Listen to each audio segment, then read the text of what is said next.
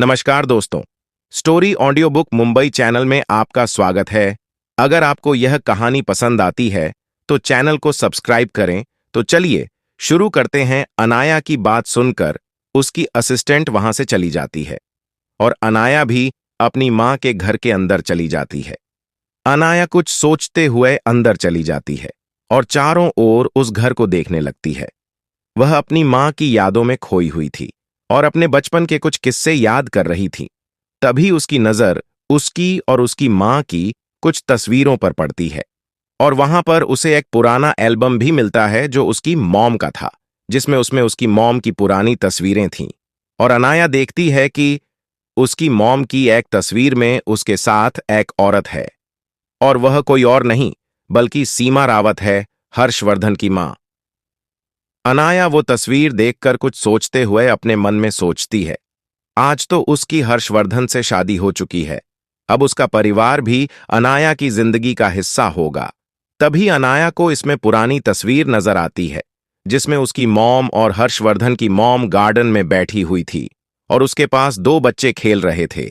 अनाया उसमें से एक बच्चे को वो पहचान जाती है, उसमें वह खुद थी।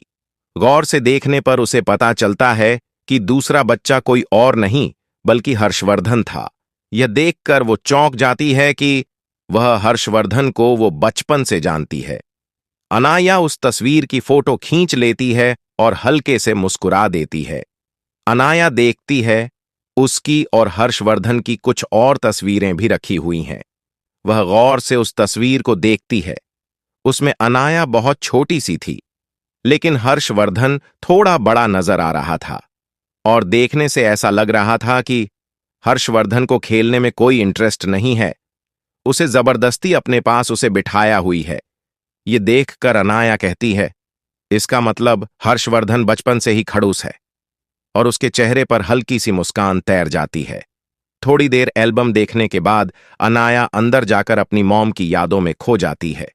इधर दूसरी ओर हर्षवर्धन की केबिन में उसका सेक्रेटरी रजत अनाया की पूरी फाइल लेकर आ जाता है।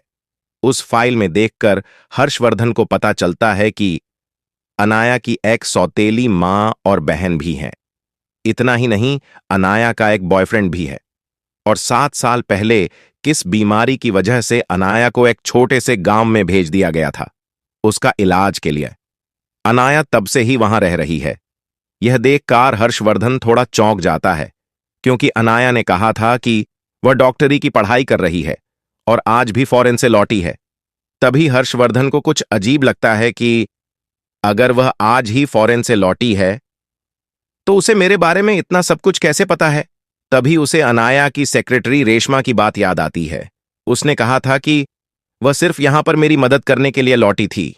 यह जानकर हर्षवर्धन को खुशी होती है। अनाया यहां पर सिर्फ उसकी मदद करने के लिए इतनी दूर तक आई थी, लेकिन उसे इस बात की क्यूरोसिटी भी होती है कि वह उसे कैसे जानती है। वह आगे भी अनायास फाइल पढ़ता रहता है।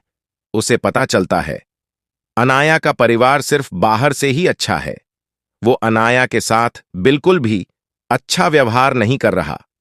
और उसे अनाया के डेट का सीक्रेट में पता चल जाता है कि यह लोग अनाया के साथ अच्छा व्यवहार इसीलिए कर रहे हैं क्योंकि वह सारी प्रॉपर्टी अनाया की मां की है और अब अनाया उसकी एक लौती वारिस है। तभी हर्षवर्धन को उसकी मां के विल के बारे में भी पता चल जाता है कि जो भी अनाया से शादी करेगा यह प्रॉपर्टी सिर्फ उसी के नाम हो सकती है और किसी का नाम नहीं। यह देखते ही हर्षवर्धन चौंक जाता है, क्योंकि अनाया ने उस पर यकीन किया था और बिना कुछ सोचे समझे उसे शादी कर ली थी। अब हर्षवर्धन को यह भी पता चल गया था कि अनाया उसके पास पैसों की वजह से नहीं आई है। हर्षवर्धन ऐसे ही एक के बाद एक पन्ने पलटते हुए पूरी फाइल पढ़ता है, लेकिन इन सब में उसे कुछ अजीब लगता है, क्योंकि इस फाइल में जो कुछ भी लिखा था अनाया ऐसी बिल्कुल भी नहीं थी। इसमें लिखा था अनाया एकदम हार्मलेस किट्टन की तरह है, लेकिन आज जो उसने अनाया का रूप देखा था वह किसी महारानी की तरह था और उसमें उतना रुतबा था कि किसी भी सल्तनत को अपने आगे झुका सके। उसके बाद उसे अनाया के कहे हुए आखिरी वर्ड याद आते हैं। अनाया ने कहा था उसके बारे में कुछ भी पता नहीं लग पाएगा और उसे जो कुछ भी जानना है वह खुद उसे पूछ ले। वह समझ जाता है कि अनाया ने ही अपनी पहचान छुपाई है और फिर हल्के से मुस्कुरा देता है। तभी उसके फोन में मैसेज आता है। उसमें अनाया ने अपनी लोकेशन भेजी थी और अब तक शाम होने आई थी। तो हर्षवर्धन तुरंत कार लेकर अनाया को लेने के लिए निकल जाता है। ड्राइविंग सीट पर बैठा हुआ हर्षवर्धन का सेक्रेटरी रजत उसे उसी बंगलों के पास ले जाता है जहां पर अनाया थी। मुकाल बंगले से थोड़ी दूर पर की गई थी। क्योंकि बंगले तक जाने वाली गली थोड़ी छोटी थी तो कार को बाहर ही रोक दिया गया था।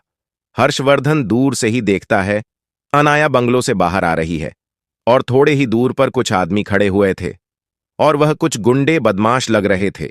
हर्षवर्धन आसपास अपनी नजरें घुमाता है तो यह कोई पुरानी सी जगह थी और देखने से ऐसा लग रहा था यहां पर काफी सालों से कोई नहीं आया। हालांकि इसके गार्डन की हालत अच्छी थी। ऐसा लग रहा था कि यहां पर कोई माली रखा हुआ है जो यहां के गार्डन की साफ सफाई करता है। अभी अनाया बाहर निकल कर रही थी कि वो गुंडे अनाया के पास आते लगते हैं और उसे हाथ लगाने की कोशिश करते हैं। यह देखकर हर्षवर्धन कार से बाहर निकलता है और उसके पीछे उसका सेक्रेटरी रजत भी। वो लोग तुरंत ही अनाया की मदद करने के लिए उसकी ओर बढ़ जाते हैं। अभी तक अनाया का ध्यान हर्षवर्धन पर नहीं पड़ा था। वह अपने फोन में ही कुछ देखते हुए आगे बढ़ रही थी और तभी उन लोगों ने उसका रास्ता रोक लिया। जब वह गुंडा अभी अनाया को छूने ही वाला था तभी एक हाथ आकर उस गुंडे का हाथ पकड़ लेता है। यह देखकर वह गुंडा उस ओर देखता है तो वहां एक मास्क पहना हुआ आदमी खड़ा था। वह उस गुंडे को एक जोर का पंच लगाता है और गुंडा दूर जाकर गिरता है। वह 3-4 गुंडे थे, इसीलिए वह आदमी उसे फाइट करने लगा और उस आदमी के साथ एक और आदमी था। दूर खड़ा हर्षवर्धन यह सब कुछ देख रहा था और वह धीमे से चलकर अनाया के पास जाता है और उसकी कंधे पर अपना हाथ रखकर उसे पूछता है, तुम ठीक हो? अनाया हर्षवर्धन को अपने पास देखकर एक मुस्कान के साथ करती है मैं ठीक हूं। तभी सेक्रेटरी रजत पीछे से आते हुए कहता है, सर मैं पुलिस को इन्फॉर्म कर देता हूं। यह सुनते ही अनाया कहती है, नहीं रजत ऐसा मत करना। तो रजत फोन को वापस अपनी जेब में रख देता है। उतनी ही देर में उन दोनों बॉडीगार्ड ने उस सभी गुंडों को जमीन पर पटक दिया था। उसमें से एक गुंडा ध्यान बचाते हुए अनाया तक पहुंच जाता है और अभी अनाया पर अपने हाथ में रखे हुए चाकू से हमला करने ही वाला था कि हर्षवर्धन यह देखकर उसका हाथ पकड़ लेता है। लेकिन उस चक्कर में उसके हाथ पर हल्का सा कट लग जाता है। हर्षवर्धन के हाथ में चोट देखकर अनाया गुस्से में उस आदमी की ओर देखती है और उसके गर्दन पर एक जोरदार वार करती है। वह आदमी वहीं पर बेहोश हो जाता है। अनाया हर्षवर्धन के हाथ की ओर देखते हुए, क्या जरूरत थी तुम्हें बीच में हाथ डालने की? अगर ज्यादा लग जाती तो? फिर वह सेक्रेटरी रजत की ओर देखते हुए पूछती है, क्या कार में फर्स्ट एड बॉक्स है? सेक्रेटरी रजत हमें अपना सिर हिलाता है। अनाया हर्षवर्धन को लेकर कार की ओर बढ़ जाती है। जैसे ही वह लोग कार पर पहुंचते हैं सेक्रेटरी रजत तुरंत फर्स्ट एड बॉक्स निकालकर अनाया के हाथ में रख देता है और अनाया उसमें से एंटीसेप्टिक निकालकर हर्षवर्धन के हाथ पर लगा देती है और उसके हाथ पर पट्टी कर देती है। तभी वह दोनों दर्द उन गुंडों को लेकर कार के पास आ जाते हैं। उसमें से एक गार्ड अनाया के पास आकर कहता है, मैडम इन लोगों का क्या करना है? अनाया सेक्रेटरी रजत की ओर देखते हुए कहती है, इन लोगों के साथ क्या करना है वो तुम देख लो, लेकिन ध्यान रहे यह बात पुलिस ने नहीं जानी चाहिए। सेक्रेटरी रजत हां में अपना सिर हिला देता है। इसके बाद अनाया उन गार्ड से कहती है, अब तुम लोग जा सकते हो, यहां से आगे रजत देख लेगा। वह गार्ड जैसे ही अंधेरे में से आई थे वैसे ही अंधेरे में गायब हो गए। उसके बाद हर्षवर्धन के बॉडीगार्ड उन गुंडों को लेकर वहां से चले गए। सेक्रेटरी रजत हर्षवर्धन और अनाया को लेकर निकल जाता है। कार में बैठी हुई अनाया हर्षवर्धन से पूछती है, हम कहां जा रहे हैं? हर्षवर्धन अनाया की ओर देखते हुए कहता है, तुम बताओ तुम कहां जाना चाहती हो? अनाया कहती है, जहां तुम ले चलो वहां। इतना बोलकर वह अपनी आंखें विंग करती है। अनाया की इस शरारत पर हर्षवर्धन के चेहरे पर हल्की सी हंसी आ जाती है। और वो रजत से उन्हें घर ले जाने को कहता है। क्या हर्षवर्धन अपने सवालों का जवाब पूछेगा अनाया से? और क्या मोड़ लेगा इन दोनों का रिश्ता आगे? तभी ड्राइव करता हवा रजत अनाया से पूछता, हे मैडम, आपने उन गुंडों को पुलिस को क्यों नहीं दिया? अनाया खिड़की के बाहर देखते हुए कहती है, क्योंकि वो कोई आम मवाली गुंडे नहीं थे। वो गुंडे किसी बिल्डर के लिए काम करते हैं। कुछ वक्त से उस प्रॉपर्टी पर किसी बिल्डर की नजर है और वो लोग उस विला के ओनर को खोज रहे थे। जब वो लोग मुझ तक नहीं पहुंच पाए तो उन लोगों ने वहां इन गुंडों को रख दिया, इस उम्मीद में कि मैं कभी ना कभी तो यहां जरूर आऊंगी और वो लोग मुझे मिलकर किसी भी तरह इस प्रॉपर्टी को खरीद पाए। अगर मैंने पुलिस में उन गुंडों को भेज दिया होता तो उस बिल्डर का प्लान सक्सेसफुल हो जाता और उसे पता चल जाता है कि इस प्रॉपर्टी की ओनर मैं हूं। रजत और हर्षवर्धन अनाया की स्मार्टनेस देखकर उसे काफी इंप्रेस हुए। तभी रजत और एक सवाल पूछते हुए अनाया से कहता है, लेकिन मैडम, इन सब के बारे में आपको कैसे पता? अनाया एक मिस्टीरियस स्माइल देते हुए रजत से कहती है, बिल्कुल वैसे ही जैसे मुझे यह पता है कि आज सुबह ही तुमने मेरी इंफॉर्मेशन निकाली। यह सुनते ही रजत का पैर गलती से ब्रेक पर लग जाता है और का सड़क के बीचों बीच रुक जाती है। हालांकि शाम का वक्त था और यह सुनसान सड़क थी। इस इलाके में ज्यादा लोग नहीं रहते थे, इसलिए कोई एक्सीडेंट नहीं हुआ। लेकिन ऐसे अचानक ब्रेक लगने से अनाया लड़खड़ाकर हर्षवर्धन पर गिर गई। हर्षवर्धन कड़क आवाज में रजत से कहता है, नजर रोड पर रखो और ज्ञान से कार चलाओ। फिर वह अपनी कोमल आवाज में अनाया से पूछता है, तुम ठीक हो? अनाया हां में अपना सिर हिलाते हुए कहती है, हां मैं ठीक हूं। फिर वो शरारत भरी आवाज में कहती है, लेकिन लगता है सेक्रेटरी रजत को काफी बड़ा झटका लगा यह सुनकर। इतना बोलकर हर्षवर्धन और अनाया दोनों ही मुस्कुराने लगते हैं। उसके बाद सेक्रेटरी रजत वापस कार स्टार्ट करके घर की ओर निकल जाते हैं। अन्य कुछ सोचते हुए हर्षवर्धन से कहती है, मुझे तुम्हारा लैपटॉप दो, मेरा लैपटॉप मेरी सेक्रेटरी के पास रह गया है। हर्षवर्धन तुरंत अपना लैपटॉप अनाया को देता है। अभी हर्षवर्धन अपना पासवर्ड बताने ही वाला था, उसे पहले ही अनाया ने उसका लैपटॉप खोल लिया। यह देखकर हर्षवर्धन अनाया से पूछता, हे, तुमने कितनी इंफॉर्मेशन निकाली है मेरे बारे में कि तुम्हें मेरे लैपटॉप का पासवर्ड भी पता है? ये बोलते हुए हर्षवर्धन अपना हाथ अनाया के कंधे पर रखता। अनाया भी उसे रोकती नहीं, बल्कि उसके पूछे हुए सवाल के बदले अपने फोन में एक फोटो निकल के उसे दे देती है। हर्षवर्धन अनाया का फोन अपने हाथ में लेकर उसमें वो फोटो देखने लगता है। वो तस्वीर देखकर हर्षवर्धन के हाथ से फोन छूटने ही वाला था। अनाया उसका हाथ पकड़ते हुए उसकी ओर देखती है। अभी वो कुछ बोलने ही वाला था कि रजत कार रोक देता है और कहता है, सर, हम घर पहुंच गए हैं। रजत की आवाज से हर्षवर्धन होश में आता है और अनाया से कहता है, चलो अंदर घर में चलते हैं। इतना बोलकर हर्षवर्धन कार से बाहर निकलता है और दूसरी ओर जाके अनाया को कार से बाहर निकलने में मदद करता है। हर्षवर्धन अनाया का हाथ पकड़ के उसे घर की अंदर ले जाने लगता है। जैसे ही वो दोनों दरवाजे पर पहुंचते हैं तो हर्षवर्धन अनाया का हाथ पकड़ के उसे रोक लेता है और उसे पूछता है, क्या तुम यह सच में करना चाहती हो? अनाया उसकी ओर देखकर कहती है, क्या मतलब है तुम्हारा? हर्षवर्धन सीरियस होते हुए अनाया की कमर में हाथ डालकर उसे अपनी ओर खींचता है और कहता है, यही कि अगर तुम एक बार मेरी हो गई तो वापस लौटने का कोई रास्ता नहीं होगा। अनाया उसकी बात सुनकर हल्के से मुस्कुराती है। अनाया को मुस्कुराते देख हर्षवर्धन उसे कहता है, मुझे धोखे से सख्त नफरत है अनाया। अगर तुम अपनी जिंदगी में अगर किसी और को प्यार करती हो तो तुम अभी भी यहां से लौट सकती हो, लेकिन मेरी बनने के बाद जाना। इतना बोलकर वो अपनी बात अधूरी ही छोड़ देता है। हर्षवर्धन की बात सुनकर अनाया उसके गले में हाथ डाल के एक झटके से उसे अपनी ओर खींचती है और कहती है, अगर किसी और से प्यार होता तो तुमसे शादी ही नहीं करती।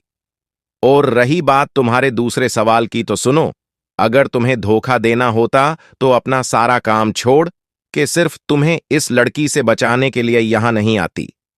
यह सुनकर हर्षवर्धन कहता है, क्या तुम सच में सिर्फ मेरे लिए वापस इंडिया आई हो? अनाया कहती है, लगता है तुम्हें रजत की लाई रिपोर्ट पर कुछ ज्यादा ही भरोसा है। मैंने तुमसे कहा था कि तुम्हें जो कुछ भी जानना है मेरे बारे में वो तुम मुझे ही पूछना। हर्षवर्धन हल्के से मुस्कुराता है और अनाया से पूछता है, तो तुम मिसेस रावत बनने के लिए तैयार हो? यह सुनकर अनाया उसे कहती, क्या मैं तुम पर यकीन कर सकती हूं? यह सुनकर हर्षवर्धन वादे के तौर पर उसके माथे पर एक किस कर लेता है। अनाया कई सालों के बाद अपनेपन का एहसास होता है। उसके बाद हर्षवर्धन अनाया को अपनी गोद में उठा लेता है और उसे कहता है, इस घर के अंदर मैं सिर्फ तुम्हार पति हूं और तुम सिर्फ मेरी वाइफ।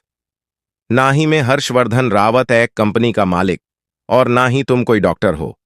यहां सिर्फ हम दोनों हस्बैंड वाइफ ही होंगे। इतना बोलकर वो अनाया को ऐसे ही अपनी बाहों में लेकर अंदर चला जाता है और अनाया को सोफे पर बिठाकर खुद भी उसके पास बैठ जाता है और अनाया को एक साइड से गले लगाते हुए पूछता है, ये तस्वीर तुम्हारे पास कैसे आई? इसमें मैं हूं, मेरी मॉम है और मेरी मॉम की एक दोस्त और उसकी बेटी है, लेकिन मुझे इनका नाम नहीं पता। अनाया उसकी ओर देखते हुए कहती है, इनका नाम गीता कपूर है। नाम सुनते ही हर्षवर्धन समझ गया कि इस फोटो में जो लड़की है वो अनाया ही है। वो खुश होते हुए कहता है, कब से पीछा कर रही हो मेरा? अनाया कहती है, यह तस्वीर तो मुझे आज ही मॉम के घर से मिली है। हर्षवर्धन कहता है, लेकिन जहां तक मैं तुम्हें समझ पाया हूं तुम यह बात पहले से ही जानती थी कि मैं कौन हूं। अनाया कहती है, हां मैं जानती थी, तुम मेरी मॉम के बेस्ट फ्रेंड के बेटे हो। हर्षवर्धन कहता है, भूख लगी है क्या? अनाया हां में अपना सिर हिला देती है। हर्षवर्धन कहता है, चलो डिनर करते हैं। फिर वो दोनों डिनर टेबल पर बैठते हैं। अनाया खाने का एक बाइट लेते हुए हर्षवर्धन से कहती है, चलो अब यह भी बता दो मुझे इंडिया क्यों बुलाया है? यह सुनकर हर्षवर्धन अपने हाथ में पकड़ा हुआ निवाला ऐसे ही पकड़े हुए अनाया की ओर देखकर कहता है, क्या मतलब है तुम्हारा? अनाया अपना डिनर एंजॉय करते हुए कहती है, मुझे पता है तुम काफी टाइम से मुझे खोज रहे थे। हर्षवर्धन अभी भी कुछ नहीं जानता। ऐसा नाटक करते हुए कहता है, मैं तुम्हें क्यों खोजने लगा? मैं तो तुम्हें जानता तक नहीं था। अनाया अपने हाथ में रखी हुई बाइट खाते हुए हर्षवर्धन से कहती है, तुम कई सालों से उस इंसान को ढूंढ रहे हो जो छुपकर तुम्हारी मदद कर रहा है, लेकिन तुम उसमें नाकामयाब रहे। यहां तक कि 2 बार तो तुम उस मुंह तक तकरीबन पहुंच चुके थे। जब तुम्हें मुंह तक पहुंचने का कोई रास्ता नहीं मिला तो तुमने सोचा क्यों ना मुझे ही इंडिया बुलाया जाए अपने पास। इसीलिए तुमने खुद को ही प्रॉब्लम में डाल दिया। सोचकर थोड़ा अजीब लगता है कि आज तक जिस इंसान की खबर छापने में पूरी इंडस्ट्री डरती आई है, आज उसी इंसान पर मीडिया वालों ने स्कैंडल पब्लिक्स कर दिया और उस पर से तुमने उसके खिलाफ कुछ किया भी नहीं। सुनकर थोड़ी हैरानी होती है। इतना बोलकर वह हर्षवर्धन की वह देखती है और कहती है, तुम्हें भी होती होगी। इतना ही नहीं, जिस रावत विला में परिंदा भी पर नहीं मार सकता उसके पास एक एक्ट्रेस रहने के लिए आ गई और तुमने उसे रहने भी दिया। यहां तक कि आज सुबह जब तक तुम मुझसे मिले नहीं थे उसे पहले इस घर के अंदर तकरीबन 5 खुफिया कैमरा और कई सारे बग्स आवाज रिकॉर्ड करने का यंत्र लगे हुए थे जो हमारे यहां पहुंचने से पहले ही निकाल लिए गए। तो तब तुम मुझे बताओ क्यों बुलाया मुझे इंडिया? हर्षवर्धन मुस्कुराते हुए कहता है, मैं सिर्फ जानना चाहता था वह कौन है जो मेरी मदद कर रहा है, जिसे मेरी फिक्र है। अनाया कहती है, तो फिर तुमने मुझसे शादी क्यों की? तुम कोई बहाना भी लगा सकते थे। यह सुनकर हर्षवर्धन मुस्कुराते हुए अपने प्लेट से एक चम्मच भरकर अनाया की आगे करते हुए कहता है, तुम्हें मिलने के बाद मुझे पता चल गया कि शायद तुमसे ज्यादा भरोसा मैं इस दुनिया में किसी पर भी नहीं कर पाऊंगा। यही वजह थी कि मैंने तुमसे शादी की। हर्षवर्धन के हाथ से निवाला खाते हुए अनाया पूछती है, लेकिन तुम्हें यह यकीन कैसे था कि मैं तुमसे शादी करने के लिए मना नहीं करूंगी? अपना डिनर करते हुए बड़े आराम से हर्षवर्धन कहता है, तुम मेरे बारे में पहले से ही सब कुछ जानती थी, उसके बाद भी तुम इंडिया आई। इसका साफ मतलब है कि तुम भी मुझ पर यकीन करती हो। फिर अपनी गहरी आंखों से अनाया की आंखों में देखते हुए कहता है, और मुझे तुम्हारे यकीन पर भरोसा था कि तुम शादी के लिए मना नहीं करोगी। अनाया के चेहरे पर हल्की सी मुस्कान आ जाती है। फिर वह हर्षवर्धन से पूछती है, और तुम कितना जानते हो मेरे बारे में? हर्षवर्धन कहता है, बस थोड़ा सा। जैसे कि तुम दुनिया की नंबर 1 न्यूरो सर्जन हो, जिसे मिलने के लिए अमीर से अमीर आदमी और यहां तक कई सारे पॉलिटिशियन और कई सारे अंडरवर्ल्ड के लोग तरसते हैं। ऐसा माना जाता है, जो भी तुमसे इलाज करवाता है उसकी जिंदगी बढ़ जाती है। और तुम दुनिया की नामी फार्मा कंपनी की मालकिन भी हो। उसके अलावा तुम एक बहुत अच्छी पेंटर भी हो। क्या हर्षवर्धन और अनाया एक दूसरे के लिए ही बने हैं? और कितना जानता है हर्षवर्धन अनाया के बारे में? क्या उसकी भी कोई और आइडेंटिटी है? अनाया अभी भी बड़े आराम से अपना डिनर एंजॉय कर रही थी। फिर वह हर्षवर्धन से पूछती है, क्या ऐसा कुछ है जो तुम मुझसे जानना चाहते हो? हर्षवर्धन कहता है, अगर कुछ ऐसा है कि जो मुझे जानना है तो मुझे पता है, वक्त आने पर तुम मुझे बता दोगी। अब तक तुमने मुझे नहीं बताया, इसका मतलब अभी वह जानने का मेरा समय नहीं हुआ है। यह सुनकर अनाया को अच्छा लगा कि हर्षवर्धन उसकी परवाह करता है। बातें करते हुए उन दोनों का डिनर खत्म हो चुका था। वह दोनों ही अपने बेडरूम में चले जाते हैं। कई सालों में अनाया को किसी भी तरह का डर और बेचैनी नहीं हुई थी, लेकिन आज पता नहीं क्यों उसे हर्षवर्धन के साथ एक ही कमरे में थोड़ी सी बेचैनी महसूस हो रही थी। हर्षवर्धन कमरे में आकर सीधे ही फ्रेश होने के लिए चला जाता है। हर्षवर्धन के कमरे से जाने के बाद अनाया अपनी नजरें कमरे में चारों ओर घूमाती है। वह कमरा फूलों से सजाया हुआ था, क्योंकि कहने के लिए आज उन दोनों की फर्स्ट नाइट थी। इतने टेंस माहौल में भी हर्षवर्धन को यह बात याद रही।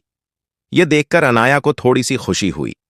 तब तक हर्षवर्धन नहाकर फ्रेश हो चुका था और बाहर आकर अनाया से कहता है, तुम्हारे पसंद की सारी चीजें पहले ही रखवा दी हैं, जाओ जाकर फ्रेश हो जाओ।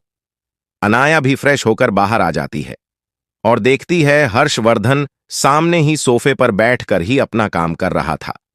अनाया बाहर आकर वह भी हर्षवर्धन के पास ही सोफे पर बैठ जाती है।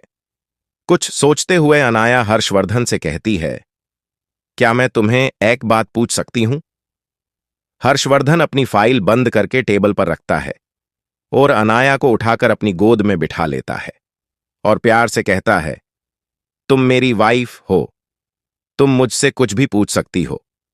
अनाया कहती है, जब तुम्हें सारी बातें पता ही है और यह भी पता है कि तुम्हें हर बार नुकसान पहुंचाने की कोशिश कौन कर रहा है, तो तुम कुछ करते क्यों नहीं? तुम हर बार उन्हें माफ क्यों कर देते हो और उन लोगों को और हिम्मत मिल जाती है तुम्हें नुकसान पहुंचाने की? हर्षवर्धन अनाया को गले लगा लेता है और उसके सीने पर अपना सिर टिकाकर अनाया से कहता है, ऐसा नहीं है कि मैं उन लोगों को माफ कर दे रहा हूं। बात सिर्फ इतनी है, कुछ सालों से मुझे ऐसा महसूस हो रहा है जैसे मैं सिर्फ जीने के खातिर जिए जा रहा हूं। मेरी लाइफ का कोई गोल मकसद नहीं है। फिर अनाया हर्षवर्धन से पूछती है, तो अब क्या हुआ जो अब क्यों उन लोगों के खिलाफ जा रहे हो? हर्षवर्धन कहता है, जब से तुम मेरी जिंदगी में आई हो मुझे ऐसा लग रहा है जैसे मुझे जीने का मकसद मिल गया। मुझे पता है तुमने मेरी पहली बार मदद आज से 1.5 साल पहले की थी, जब मैं एक मीटिंग के लिए बैंकॉक गया था और कुछ लोगों ने हम पर हमला कर दिया। इतना ही नहीं, वो क्लाइंट भी उन लोगों के साथ ही मिला हुआ था। उसी में हम सबकी ड्रिंक में कुछ केमिकल मिला दिया थे, जिसकी वजह से हम लोग ठीक से फाइट भी नहीं कर पा रहे थे और हमारे ज्यादातर लोग तो बेहोश हो चुके थे।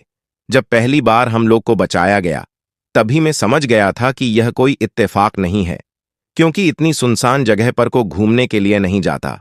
और तभी मुझे पता चल गया कि कोई मुझे प्रोडक्ट कर रहा है। उस दिन मुझे एहसास हुआ कि मेरी दादी के अलावा इस दुनिया में कोई और भी है जिसके लिए मैं खास हूं। जब मैंने छानबीन करवाई तो मुझे तुम्हारे बारे में कुछ पता नहीं चला, लेकिन यह जरूर पता चल गया कि मुझे बचाने वाली एक लड़की है। लेकिन वो लड़की कौन थी वो कोई नहीं जानता था। हर्षवर्धन की इतनी इमोशनल बातें सुनकर अब अनाया भी खुद को रोक नहीं पा रही थी। वह भी उसकी पीठ पर हाथ फिर आते हुए कहती है, तुम तो मेरे लिए उसी वक्त खास हो गए थे जिस दिन तुमने मेरी जान बचाई थी। यह सुनकर हर्षवर्धन अपना चेहरा ऊपर कर अनाया की आंखों में देखने लगता है और कहता है, क्या मतलब है तुम्हारे कहने का? अनाया हर्षवर्धन के गालों पर अपने हाथ रखते हुए कहती है, आज से 7 साल पहले तुमने एक बच्ची को कार एक्सीडेंट से बचाया था और तुमने उसे हॉस्पिटल में भर्ती किया था। हर्षवर्धन कुछ सोचता है और फिर अनाया की ओर देखकर कहता है, क्या वो छोटी सी लड़की तुम थी? अनाया हां कहते हुए अपना सिर हिला देती है और हर्षवर्धन से कहती है, उस दिन मैंने तुम्हें पहली बार देखा था और शायद तब से ही तुम मेरे लिए खास बन गए। यह सुनते ही हर्षवर्धन अपने होंठ अनाया के होंठों पर रख देता है और उसे पागलों की तरह चूमने लगता है। अनाया को अब किसी भी तरह की चिंता नहीं हो रही थी। वह भी हर्षवर्धन को प्यार से चूमने लगती है। अब वह दोनों ही खुद पर काबू नहीं रख पा रहे थे और कुछ इनका प्यार का सफर आगे कैसा होगा, ये जानने के लिए आगे पढ़ते रहिए मेरे साथ इस कहानी को। वैसे मेरे प्यारे रीडर, प्लीज मेरी इस कहानी को शेयर करें और कमेंट करें ताकि मुझे लिखने का मोटिवेशन मिले और मुझे आप लोगों के सपोर्ट की बहुत जरूरत है। क्या हर्षवर्धन और अनाया का प्यार ऐसे ही चलता रहेगा या फिर आएगे इनकी जिंदगी में भी दुसमान? घर में वह भी हर्षवर्धन को प्यार से चूमने लगती है। अब वह दोनों ही खुद पर काबू नहीं रख पा रहे थे और हर्षवर्धन अनाया को अपनी गोद में लेकर बिस्तर पर चला जाता है और प्यार से अनाया को बिस्तर पर लेटाता है और खुद भी उसके ऊपर आते हुए उसे चूमने लगता है। हर्षवर्धन अनाया के होठों से होता हुआ अब उसकी गर्दन तक आ चुका था। अनाया भी हर्षवर्धन के प्यार में खो चुकी थी। अनाया के लिए यह पहली बार था कि उसे इतने प्यार का अनुभव हुआ हो, क्योंकि पिछले जन्म में भी वह कभी भी किसी के इतने करीब नहीं गई थी। भले ही उसकी और विशाल की शादी हो चुकी थी लेकिन जो दवाई उसे उस एक्सीडेंट के बाद दी गई थी, उसकी वजह से उसकी बॉडी बहुत ज्यादा कमजोर हो चुकी थी और वह लोग उसे यही बताते थे कि अनाया किसी के भी नजदीक नहीं जा सकती थी। उसकी बॉडी के लिए यह ठीक नहीं। अनाया खुद भी एक डॉक्टर थी, क्योंकि वह पढ़ने में बहुत अच्छी थी, लेकिन उसकी सौतेली मां और बहन ने पहले ही डॉक्टर को पैसे देकर उसकी रिपोर्ट बदलवा दिए थे।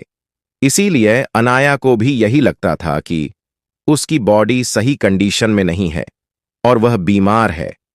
पिछले जन्म में तो अनाया की आंखों पर उन लोगों की प्यार की पट्टी बंधी हुई थी। वह उन लोगों की हर बात पर यकीन कर लेती थी। इसीलिए उसने यह भी यकीन कर लिया कि वह बीमार है। इसीलिए यह पहली बार था जो अनाया को प्यार का एहसास हो रहा था और वह इस फीलिंग को महसूस कर पा रही थी। तभी हर्षवर्धन अनाया का टॉप उसकी बॉडी से अलग कर देता है और पागलों की तरह उसकी छाती पर किस करने लगता है। अब तक अनाया कराहने लगी थी। थोड़ी ही देर में उन दोनों के ही कपड़े जमीन पर थे और हर्षवर्धन उसे पागलों की तरह चूम रहा था और अनाया भी उस सब में उसका पूरा साथ दे रही थी। ऐसे ही अनाया की पूरी बॉडी को चूमते चूमते हर्षवर्धन अचानक रुक जाता है और बिस्तर से खड़ा हो जाता है। अनाया को थोड़ा अजीब लगता है तो वह उसे से पूछती है, क्या बात है, क्या हुआ? हर्षवर्धन उसे गोद में उठाकर बाथरूम की ओर ले जाते हुए कहता है, इन सब के लिए अभी वक्त है। अभी हम एक दूसरे को जानने की ठीक से जरूरत है और वैसे भी तुम्हारी उम्र काफी कम है और जहां तक मुझे पता है तुम भले ही कई सारे दुश्मनों से निपट लो, लेकिन इन सभी मामलों में तुम अभी बच्ची ही हो। यह सुनकर अनाया को शर्म आ जाती है और अनाया के चेहरे पर आई हुए यह अलग भाव हर्षवर्धन को काफी अच्छे लगते हैं, क्योंकि भले ही आज एक ही दिन हुआ हो उन दोनों को मिले हुए, लेकिन अनाया के चेहरे पर प्यारी मुस्कान और बचपना बिल्कुल भी नजर नहीं आता था। आज पूरे दिन में यह पहली बार था जब अनाया के चेहरे पर कोई भाव आए हो, और वह भी सच्चे भाव है। हर्षवर्धन बाथरूम में जाकर अनाया को बाथ टब में उतार देता है। अनाया के बॉडी पर कोई भी कपड़े नहीं थे और ना ही हर्षवर्धन की बॉडी पर थे। वह भी बाथ टब में उतर जाता है और अनाया को गले लगा लेता है। अनाया ऐसे ही हर्षवर्धन के सीने पर अपना सिर टिका देती है और उसके कंधे पर अपना एक हाथ रखते हुए कहती है, तो तुम बताओ, तुम क्या चाहते हो? हर्षवर्धन बिना किसी एक्सप्रेशन के बोलता है, मैं चाहता हूं यह सब कुछ तभी आगे बढ़े जब तुम इसके लिए तैयार हो। और तुम वाकई में मुझसे प्यार करती हो। ये सुनकर अनाया प्यार से हर्षवर्धन के सीने पर एक किस कर लेती है और हर्षवर्धन के चेहरे पर भी हल्की सी मुस्कान आ जाती है। तभी अनाया को एक शरारत सूझती है और वह हर्षवर्धन से कहती है, तो फिर चलो एक गेम खेलते हैं। हर्षवर्धन कहता है, क्या कहना चाहती हो? हम कोई बच्चे नहीं रहे। फिर वो अनाया की ओर देखता है और बोलता है, हाँ तुम हो बच्ची, लेकिन तुम्हारी हरकतें भी कोई बच्चों जैसी तो नहीं है।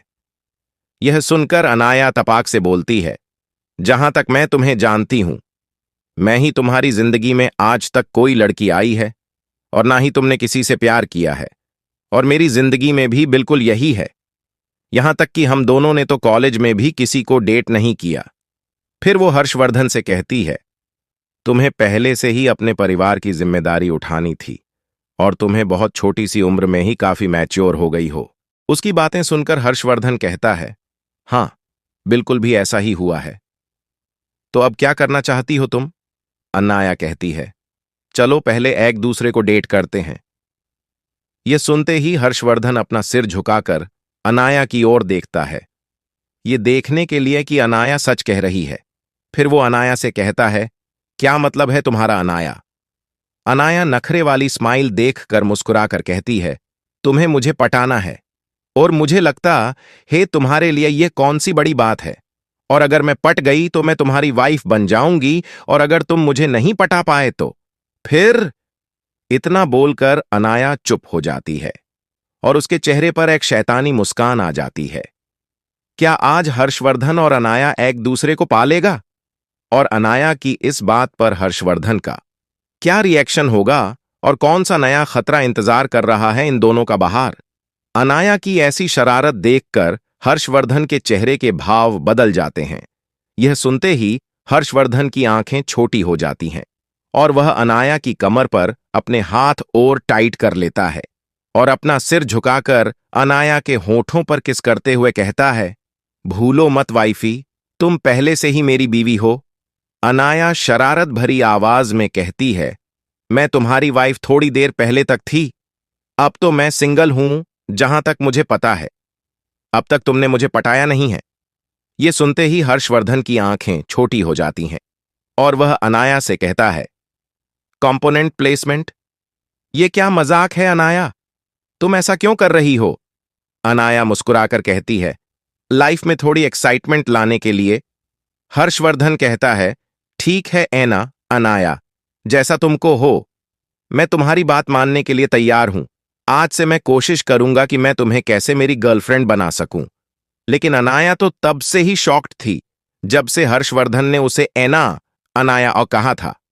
अनाया इमोशनल होते हुए हर्षवर्धन से पूछती है, अभी अभी तुमने मुझे क्या कहकर बुलाया? हर्षवर्धन कंफ्यूज सा चेहरा करके अनाया की ओर देखता है और कहता है, मैंने तुम्हें अभी अभी प्यार से ऐना कहा। यह सुनते ही अनाया की आंखों में पानी आ जाता है और वह अपने आंसू हर्षवर्धन से छुपाने के लिए इधर उधर देखने लगती है। अनाया की आंखों में आंसू देख परेशान होते हुए हर्षवर्धन कहता है, क्या तुम्हें पसंद नहीं आया? तो मैं आइंदा से तुम्हें इस नाम से कभी नहीं बुलाऊंगा। हर्षवर्धन को इतना परेशान होता हुआ देख अनाया अपने आंसू पोंछते हुए हर्षवर्धन की ओर देखकर कहती है, ऐसा नहीं है कि मुझे पसंद नहीं आया, लेकिन इस नाम से मुझे मेरी मॉम बुलाया करती थी, और जब से वह मेरी जिंदगी से गई है उसके बाद पहली बार किसी ने मुझे इस नाम से बुलाया है, इसीलिए मुझे मॉम की याद आ गई। जब वह मुझे इस नाम से बुलाती थी तो शायद इस दुनिया में वह मुझे सबसे ज्यादा प्यार करती थी, और अब तुम भी मुझे इस नाम से बुला रहे हो। लगता है तुम भी मुझे अपनी जिंदगी में सबसे ज्यादा प्यार करने वाले हो। यह सुनते ही हर्षवर्धन के चेहरे पर मुस्कान आ जाती है और वह अनाया के माथे पर किस करते हुए कहता है, जरूर मैं तुम्हें इतना ही प्यार करूंगा जितना तुम्हारी मोम करती थी, और शायद उससे भी ज्यादा। अब तक बाथ टब का पानी भी ठंडा हो चुका था। तो हर्षवर्धन अनाया से कहता है, चलो सोने के लिए चलते हैं, पानी ठंडा हो चुका है, तुम्हें ठंड लग जाएगी। अनाया बिना किसी हिचकिचाहट के साथ सोने के लिए चली जाती है। बिस्तर पर लेटते ही हर्षवर्धन अनाया को अपनी बाहों में भर लेता है और अनाया भी हर्षवर्धन को एकदम चिपक कर सो जाती है।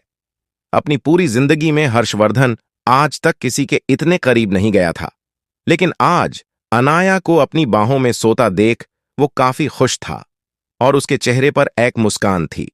उधर दूसरी ओर अनाया के चेहरे पर भी सोते हुए एक सुकून था और वह काफी खुश हो रही थी कि अब उसकी जिंदगी में भी कोई ऐसा है जो उसकी फिक्र कर रहा है और जो उसे खतरों से बचाएगा।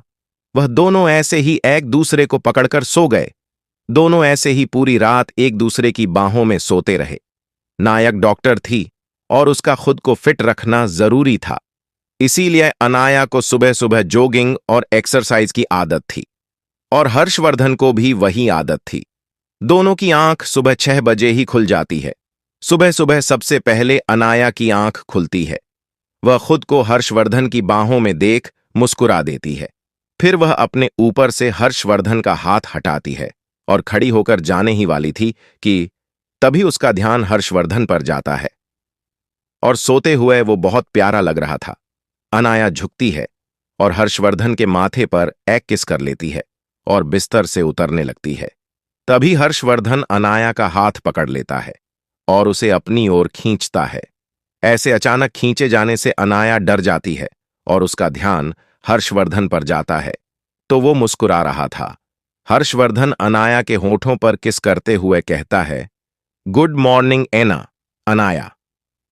अनाया भी मुस्कुराकर कहती है, गुड मॉर्निंग मिस्टर हस्बैंड। चलो अब उठ जाओ, सुबह हो चुकी है। जहां तक मुझे पता है तुम्हें भी मेरी तरह जॉगिंग की आदत है। हर्षवर्धन अनाया को वापस किस करते हुए कहता है, आज तो मेरा उठने का बिल्कुल भी मन नहीं है। आज मेरी जिंदगी की सबसे खूबसूरत सुबह है। मैं सोच रहा हूं मैं ऐसे ही लेटा रहूं तुम्हें मेरी बाहों में भरे हुए। हर्षवर्धन की फ्लर्टी बातें सुनकर अनाया हल्के से उसके सीने पर मारते हुए कहती है, अच्छा मिस्टर हस्बैंड, तो ये बताइए जो बाहर आपने और मैंने दुश्मनों की फौज खड़ी कर रही है वह चुप नहीं रहेगी। अगर उनसे निपटना है तो हमें काम भी करना होगा और बिस्तर से उठना भी होगा। इतना बोलकर वह उसे खींच कर उठाती है। अनाया की बात सुनकर हर्षवर्धन मुस्कुराता है और अनाया को एक झटके से उठाकर बाथरूम की ओर बढ़ जाता है और कहता है, चलो साथ में शावर लेते हैं, पानी भी बचेगा और वक्त भी। फिर वह दोनों फ्रेश होकर जॉगिंग के कपड़े पहनकर नीचे आते हैं। वह दोनों ही घर से बाहर निकलकर पीछे जॉगिंग एरिया की ओर बढ़ जाते हैं। अनाया देखती है यह जगह काफी खूबसूरत है। हर्षवर्धन जहां रहता था वह मुंबई की सबसे महंगे इलाका था जिसका नाम ब्लू हिल, और यहां आसपास की ज्यादातर सारी प्रॉपर्टीज हर्षवर्धन ने ही खरीद ली थी। इतना ही नहीं, यह इलाका मुंबई से थोड़ी बाहर था ताकि मुंबई के शोर शराबे की आवाज यहां तक ना पहुंचे। यहां बहुत ज्यादा हरियाली थी और बहुत बड़ा गार्डन भी था और यहां की सिक्योरिटी भी बहुत ज्यादा अच्छी थी। अनाया बाहर आकर देखती है यहां एक घर से दूसरे घर के बीच डिस्टेंस भी थोड़ा ज्यादा था और तकरीबन हर विला में अपना प्राइवेट गार्डन भी था और बच्चों के लिए थोड़ी दूर एक प्ले ग्राउंड भी था। हर्षवर्धन और अनाया जॉगिंग, रनिंग करने के लिए निकल जाते हैं। बाहर तो अभी तक ढंग ठीक से उजाला भी नहीं हुआ था, इसीलिए रास्ते पर कोई इंसान नहीं था। वहां पर सिर्फ वह दोनों ही थे। वैसे इस इलाके में और कोई होता भी नहीं था। ज्यादातर सड़कें खाली ही होती थीं क्योंकि यह इतनी महंगी जगह थी कि आम लोग इसे अफोर्ड नहीं कर सकते हैं।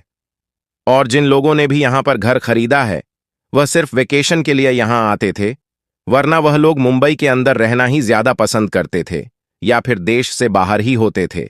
यहां गिने चुने 15-20 फैमिली ही रहती थीं। वह दोनों तकरीबन 30 मिनट तक जॉगिंग रनिंग करते हैं, फिर घर आ जाते हैं। आते ही अनाया हर्षवर्धन से पूछती है, तुम्हारा जिम रूम किस तरफ है? हर्षवर्धन कहता है, तुम पहले यह पियो, मैंने तुम्हारे लिए नींबू पानी बनाया है, बाद में मैं तुम्हें वहां ले जाता हूं। अनाया हर्षवर्धन के हाथ से ग्लास ले लेती है और पूरा ग्लास एक ही बार में पी जाती है। उसके बाद हर्षवर्धन अनाया को अपने जिम के अंदर ले जाता है। अनाया जिम को गौर से देखती है और उसे वह काफी पसंद आता है। उसके बाद हर्षवर्धन और अनाया काफी वक्त तक एक्सरसाइज करते हैं और फिर वह दोनों फ्रेश होने के लिए चले जाते हैं। अनाया पहले फ्रेश होकर नीचे आ जाती है और किचन में जाकर हर्षवर्धन और अपने लिए ब्रेकफास्ट बनाने लगती है। ब्रेकफास्ट बनाते हुए उसे पिछले जन्म की कुछ बातें याद आती हैं कि वह इसी तरह हर बार विशाल के लिए खाना बनाती थी। यहां तक कि उसे खाना बनाना नहीं आता था, तो विशाल के कहने पर उसने खाना बनाना भी सीखा था और तकरीबन हर तरह का खाना वह बना लेती थी। लेकिन फिर भी विशाल कभी उसके खाने की तारीफ नहीं करता था, यहां तक कि वह उसका बनाया हुआ खाना ले जाकर उसकी बहन जाने के साथ खाता था। इस जन्म में तो अनाया पहली बार किसी के लिए खाना बना रही थी, लेकिन उसके लिए कोई ज्यादा प्रॉब्लम नहीं होने वाली थी, क्योंकि उसके पास पिछले जन्म की सारी यादें थीं। इसीलिए वह अच्छे से ब्रेकफास्ट बना लेती है। अभी वह आखिरी डिश बना ही रही थी कि पीछे से जो मजबूत हाथों ने उसे कमर से पकड़ लिया और अचानक किसी के जकने से अनाया डर जाती है। वो डर के मारे अपने हाथ में रखा हुआ वुडन स्पून, लकड़ी की करछी, छोड़ देती है। तभी हर्षवर्धन अनाया के कान के पास आते हुए धीमे से कहता है, क्या बना रही हो? बहुत अच्छी खुशबू आ रही है। अनाया हल्के से डांटते हुए हर्षवर्धन से कहती है, क्या कर रहे हो? मुझे डरा दिया।